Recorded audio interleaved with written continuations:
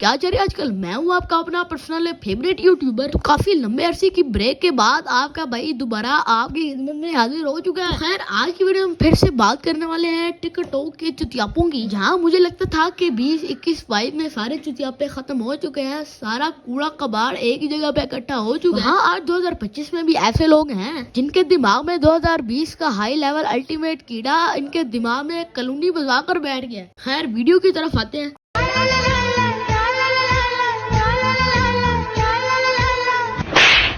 अबे इससे आगे तो बोल। अब मुझे ये समझ नहीं आ रहा कि मैं इसकी बेइज्जती करूं तो करूं क्या। यहाँ जैसे लोगों को लड़की बनने का इतना शौक होता है, अपनी लुइयां कटवा के मोहल्ले के क्रिंज लोगों से कनेक्शन तो जोड़ ही लेते हैं। उसी के साथ इनका ये भी कहना होता है कि कुत्ते के साथ रोटी बैठ के खा लेंगे पर टिकटॉक नहीं छोड़ेंगे। अब काफी सारे लोग कहेंगे कि इसमें क्रिंज की बात